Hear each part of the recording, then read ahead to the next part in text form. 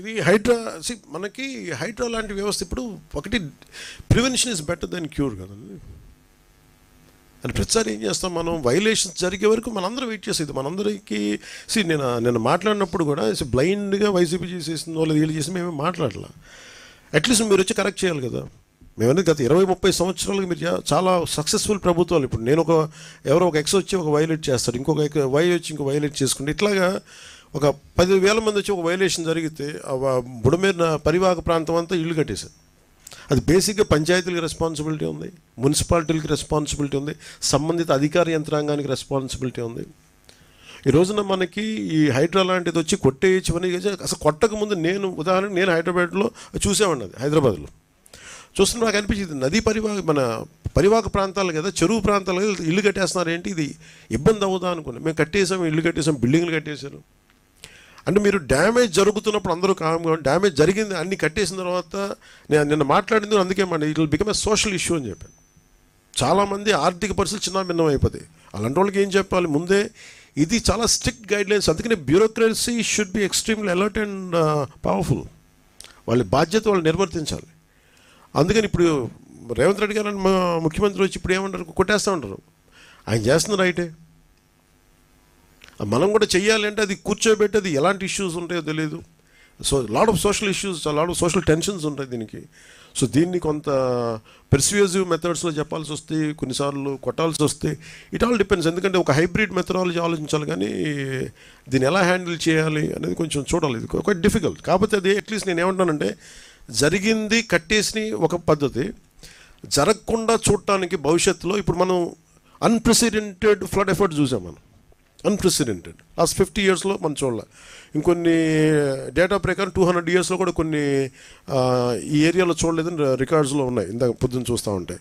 So for example let us take 50 years record. ఈ 50 సంవత్సరాలు ఇంత అబ్నార్మల్ మనకి ఇలాంటి ఫ్లడ్ సిచ్యువేషన్ రాలా. ప్రతి 10 సంవత్సరాలకి ఈ నివాసాలు పెరిగిపోవడం, సహజంగా నది వాగులు వంకలు పొంగితే వచ్చి సహజంగా అది రీచ్ అయ్యి సముద్రానికి వెళ్ళాల్సే ఈ పరివాహక ప్రాంతాలన్నీ ఇళ్లతో నిండిపోవడం, ఆటోమేటిక్గా అటు తన్ని అవి వెళ్ళాల్సిన చోట కాకుండా లోపల నగరానికి వచ్చేసినాయి. సో దీనికి ఒక్క మెథడ్ ఏంటంటే, నేను మాట్లాడుతున్నప్పుడు కూడా ఈరోజు మనం ఒక వరద వచ్చింది మాట్లాడుతున్న ప్రిన్సిపల్ సెక్రటరీ గారితో కూడా అదే, మన శశిభూషణ్ గారితో అదే ప్రత్యేకంగా చెప్పడం జరిగింది. ఈరోజు మనం వరదలు వచ్చినాయి, ఓకే మనం కరెక్ట్ చేస్తాం, ముందుకెళ్తాం. కానీ preventive methods it should be like environment and forest and environment government of India ఎలా పనిచేస్తాం అలా పనిచేసి ప్రతిదీ everything should be on record. ఉదాహరణకి మీ శాటిలైట్ ఇమేజరీ ద్వారా ఇప్పుడు బుడమేరు ఇలా వస్తుంది అంటే ఈ చుట్టుపక్కల మొత్తం అట్లీస్ట్ ఇప్పుడు ఎంత ఆక్యుపేషన్కి గురైంది, లేదంటే ఇది సహజ స్థితి ఒక రెడ్ మార్కర్ పెట్టి దానికి కలర్ కోడ్ పెట్టి ఇది ఇక్కడ దాకా రావాలి, ఇక్కడ దాకా దీని స్టార్టింగ్ పాయింట్ ఇది, దీని పాయింట్ ఆఫ్ ఇన్సెప్షన్, దీని ఎన్ని రీచింగ్ పాయింట్ ఇది, ఈ మధ్యలో ఎన్ని గ్రామాలు ఉన్నాయి, ఎన్ని పంచాయతీలు ఉన్నాయి, ఎన్ని మున్సిపాలిటీలు ఉన్నాయి, ఎంత వైలేషన్ జరిగింది, ఇవి ఫోటోగ్రాఫ్ తీసి ఒకటి హైబ్రిడ్ అంటే ఒక పెర్స్యూజివ్ మెథడ్స్ అవ్వచ్చు, కొన్నిసార్లు కంపెన్సేషన్ పే చేసి వాళ్ళకి ఆల్టర్నేటివ్ చూపించి చేయొచ్చు. ఏదో ఒక 2-3 అంటే మన హైడ్రా లాగా ఒక్కటే నాకు తెలుసు పనిచేస్తుంది నేను అనుకోవట్లేదు. ఎందుకు కోర్ట్స్కి వెళ్ళినప్పుడు ఎన్ని ఉంటాయి.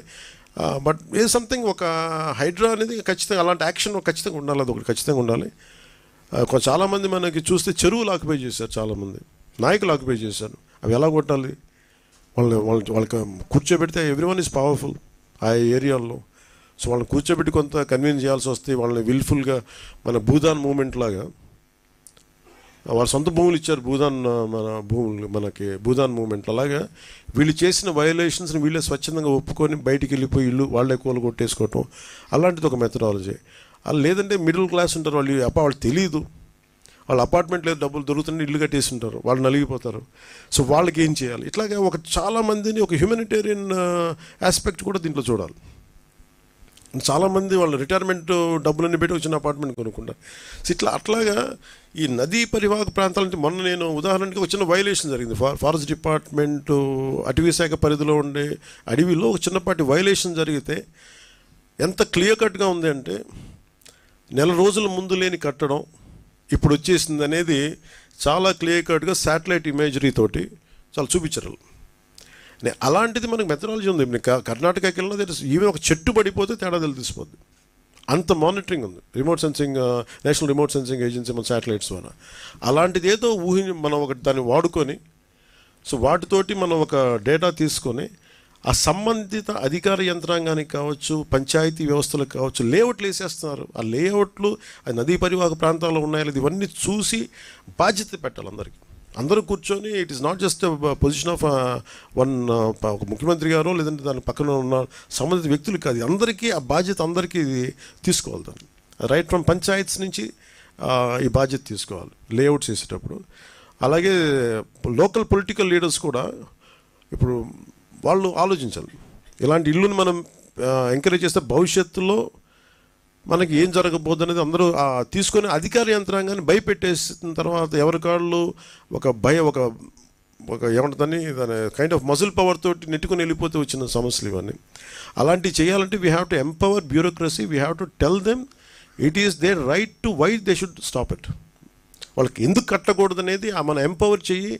పొలిటికల్ లీడర్షిప్ వాళ్ళకి అండగా నిలబడకపోతే మటుకు ఇలాంటి వైలేషన్స్ మేము ఒక 10 years తర్వాత, ఒక 15 years తర్వాత, 20 years తర్వాత ఇంకో ప్రభుత్వం వచ్చినా కానీ ఉదాహరణకి రాదనుకోండి, బట్ చెప్తున్నాను, మనిషి ఆశావాది కదా. సో వాళ్ళకు కూడా ఇబ్బంది, అంటే మాకు కూడా భవిష్యత్తులో అందుకే ఇప్పుడు నేను కరెక్ట్ చేయాలనేది మేము చాలా నిబద్ధతతో అనుకున్నాం. సో అందుకని ఎలా చేయాలనేది మీకు తెలియజేస్తాం. మనం అందరం ఇన్ఫర్మేషన్ షేరింగ్ చేసుకుంటాం ఖచ్చితంగా మీతోటి.